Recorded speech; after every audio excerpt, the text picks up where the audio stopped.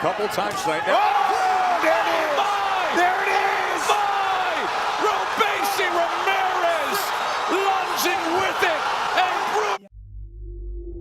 Robeisy el Tren Ramírez era un boxeador tremendo y súper habilidoso, que poseía una técnica espectacular, que combinaba la escuela cubana, pero que tenía un plus que lo hacían parecer temible e invencible. El púgil de origen cubano había llegado al terreno profesional a posicionarse como un fuera de serie, pues su paso por los amateurs le había dado el renombre que pocos latinos han conseguido en la historia, ya que había ganado la medalla de oro olímpica no solo una, sino 2 veces, derrotando a rivales de la calidad de Shakur Stevenson entre otros, un logro espectacular que hacían al Tren un boxeador gratamente especial. Ya en el profesionalismo se había deshecho de la mayoría de rankeados en su división y con apenas 13 peleas ya había conquistado un campeonato del mundo.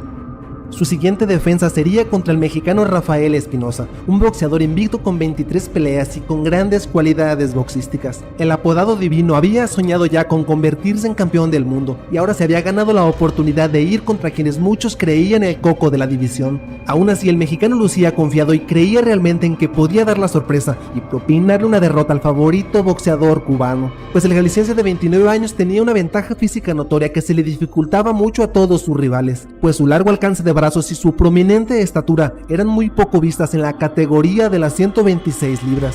Aún así, Robeisy Ramírez era amplio favorito, las apuestas lucían bastante disparejas y todos le apostaban a una victoria contundente del ex campeón olímpico y ahora campeón del mundo. Inclusive muchos medios y canales cubanos llamaban bulto al mexicano, decían que no terminaría los 12 asaltos de pie y que esta pelea era un mero trámite para el campeón Robeisy Ramírez.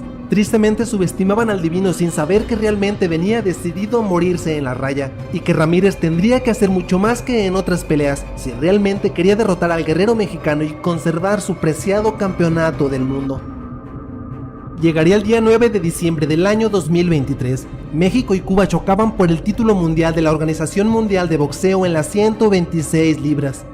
El pleito iniciaba sin muchas sorpresas, el cubano dominaba y superaba sin problemas el largo alcance del mexicano. Aún así, el Divino lograba meter buenas manos al rostro y al cuerpo de Robeisy, quien se mantenía en constante movimiento intentando no cederle la iniciativa al mexicano. Hasta llegó un momento donde el Divino Espinosa tomó el control de la pelea, era más efectivo y castigaba al de Cuba demostrándole que sería una pelea complicada, pues el de Guadalajara, Jalisco iba hacia el frente a fajarse sin miedo, sabiendo que podía hacerle daño y que podía lograr lastimar a su duro adversario. Pero entonces llegó un brutal golpe de derecha del cubano que derribó estrepitosamente a la torre mexicana. Espinosa había sido tomado por sorpresa y ahora estaba al borde del nocaut y sin muchas oportunidades de seguir en la pelea, pues ese despiadado puñetazo lo había puesto en una situación difícil y complicada, donde pocos peleadores se habían recuperado. Pero el Divino se hacía de piedra y se mantenía de pie como cual guerrero, incluso se iba a bajarse sin temor a ser noqueado, y aunque su mirada parecía perdida, este lanzaba golpes a diestra y siniestra, consiguiendo conectar al cubano y además de que ya soportaba los golpes más poderosos de este. Nuevamente volvió a estar en mal estado el mexicano, estaba siendo sacudido en su peor momento de la pelea, pero seguía adelante buscando el intercambio, pues no podía permitir que el cubano siguiera castigándolo de tal manera.